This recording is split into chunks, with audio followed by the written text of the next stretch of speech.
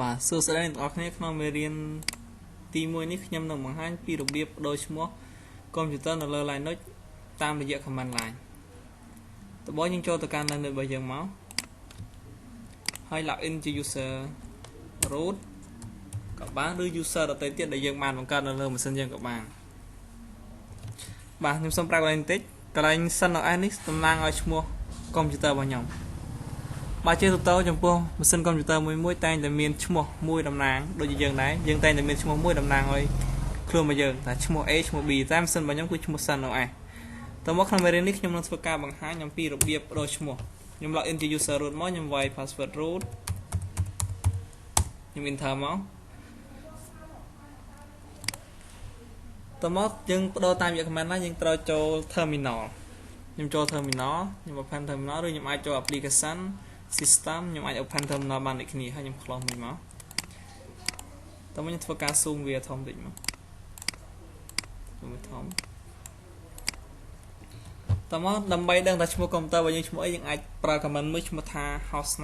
hostname គឺជា command មួយសម្រាប់មើលឈ្មោះម៉ាស៊ីនកុំព្យូទ័ររបស់យើងខ្ញុំ enter មួយមកតើមកវានឹងបង្ហាញឈ្មោះកុំព្យូទ័ររបស់យើងតែនេះយើង login ដំបូងគឺវាមានឈ្មោះថា CentOS ដើម្បីយើង check មើលម្ដងទៀតយើងអាចចូល command យើងអាចវាយ hostname តើមកវានឹងប្រាប់ម៉ាស៊ីនរបស់យើងគឺឈ្មោះ CentOS បើបន្ទាប់ពីយើងដឹងឈ្មោះម៉ាស៊ីនរបស់យើងហើយយើងអាចធ្វើការកែប្រែរបស់វាកែប្រែវាយើងអាចចូល vi/etc/sysconfig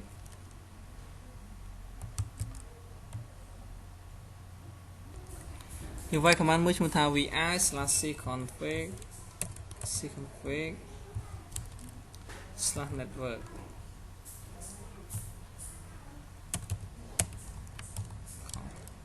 បាទ command vi នេះគឺជា command មួយសម្រាប់ចូលទៅកែប្រែ file នៅក្នុង directory etc ហើយ cconfig របស់យើងក្នុង file មួយឈ្មោះថា network តើមកយើងវាយ command vi etc/cconfig/network បានហើយយើងគ្រាន់តែ enter មកវានឹងធ្វើការចូលទៅកាន់ directory ដើម្បីកែប្រែឈ្មោះកុំព្យូទ័ររបស់យើងខ្ញុំ enter មកតើមកយើងអាចមើលបានកន្លែងនេះ hostname យើងវាយមិញគឺឈ្មោះ CentOS ដូចជាឈ្មោះដែលយើងលក់ចូលទៅបងវាដាក់ CentOS នៅលើផ្ទាំងទី1របស់យើងដែរតើមកកន្លែងនេះវាបើយើងកាត់នេះចង់សេអីក៏បានដែរចង់អីក៏បានដើម្បីវាយឬក៏សរសេរឬកែប្រែនៅក្នុងអក្សរនៅក្នុងផ្ទាំង terminal របស់យើងអាចចូលយើងវាយអក្សរ I វិញមកខ្ញុំវាយ I កន្លែងនេះពេលយើងអត់ទាន់វាយអក្សរ I យើងប្រេះ I មួយទេវាអត់ទាន់ចេញពាក្យថា insert ទេតើមកខ្ញុំធ្វើការប្រេះ I វាចេញពាក្យថា insert នេះមានន័យថាវាតំណាងឲ្យថាយើងអាចចូលទៅកែប្រែនៅលើផ្ទាំង interface ដែលយើងបានឃើញនេះបានតើមកកន្លែង CentOS នេះយើងអាចលុបចោលមកកន្លែង hostname នេះគឺជាឈ្មោះម៉ាស៊ីនកុំព្យូទ័ររបស់យើងតើមកយើងអាចកែប្រែដាក់ឈ្មោះអីក៏បានដែលយើងចង់ដាក់មកឬក៏ឈ្មោះអ្វីមួយដែលយើងស្រឡាញ់តំណាងឲ្យឈ្មោះកុំព្យូទ័ររបស់យើងតើមកខ្ញុំចង់កន្លែងនេះខ្ញុំវាយដាក់បុរាណបាទជាឈ្មោះរបស់ខ្ញុំតើមកតើបើយើងកែប្រែនៅលើនេះហើយយើងអាច save ហើយចាក់ចេញ save ហើយចាក់ចេញយើងគ្រាន់តែចុច escape មួយកន្លែងនេះមានថាវាចប់ insert ពេលខ្ញុំចុច escape មកវានឹងបាត់ insert ភ្លាម insert តើមកយើងវាយ shift.2 x សញ្ញាឧទានមានថាកន្លែងនេះយើង save ហើយយើងចាក់ចេញពីផ្ទាំងកែប្រែផ្ទាំងដែលយើងកំពុងតែឈរនេះតើមកយើងធ្វើការ enter មួយ enter មកវាន័យថាយើងកំពុងតែចាក់ចេញពីផ្ទាំង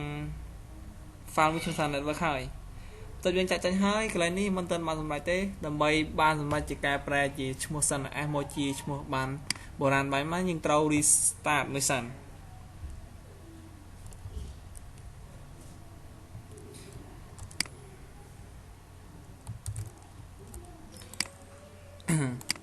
កាលនេះយើងកែប្រែហើយយើងអត់បាន restart ទេយើងអាច check ស្ដាយខ្ញុំវាយពាក្យថា hostname មកខ្ញុំ enter មកវាចប់ CentOS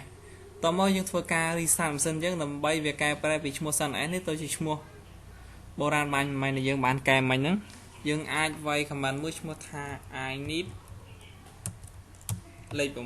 6 I need លេខ 6 នេះមានន័យថាជា command មួយដើម្បីធ្វើការ restart ម៉ាស៊ីនដែលយើងកំពុងតែឈរហ្នឹងតោះមកខ្ញុំ enter មួយមកឥឡូវនេះវាកំពុងតែធ្វើការ reset ម៉ាស៊ីនរបស់យើងដើម្បីកែប្រែឈ្មោះ CentOS នោះមកជាឈ្មោះបុរាណបានដែលយើងបានកែប្រែមិញបាទឥឡូវនេះវាកំពុងតែធ្វើការ restart ម៉ាស៊ីនរបស់យើង បាទបន្ទាប់ពីធ្វើការ restart ហើយពីមុនដែលយើងមិនទាន់បានកែប្រែពីមុនវានឹងមានឈ្មោះកន្លែងឈ្មោះថា Sun OS បន្ទាប់ពីយើងកែប្រែហើយវានឹងបង្ហាញបដូរពី Sun OS មកជាបុរាណបាននេះវិញដែលយើងបានកែប្រែបាញ់តើមកយើងអាចធ្វើការ login ដដែលយើងអាច login ជា user អីក៏បានដែលយើងបានបង្កើតហើយយើង login ជា user root មួយមក user default របស់ machine admin របស់យើងខ្ញុំយក adder ខ្ញុំ enter មួយមកខ្ញុំវាយពាក្យថា root តែមកខ្ញុំដាក់ password root ខ្ញុំ enter មួយទៀតមកបាទ copy password ស្ដាម enter root enter 1 2 enter ទៀតមកបាទវាកំពុងធ្វើការ login ចូលទៅក្នុងផ្ទាំង Linux របស់យើងបាទសូមចាំតិចមកបាទនេះគឺជាផ្ទាំង Linux របស់យើង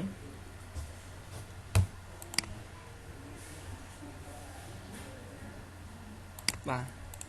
តោះមកយើងអាចបើក terminal ហើយយើងវាយ command មួយឈ្មោះថា hostname ដើម្បី check ឈ្មោះម៉ាស៊ីនរបស់យើងពីមុនណា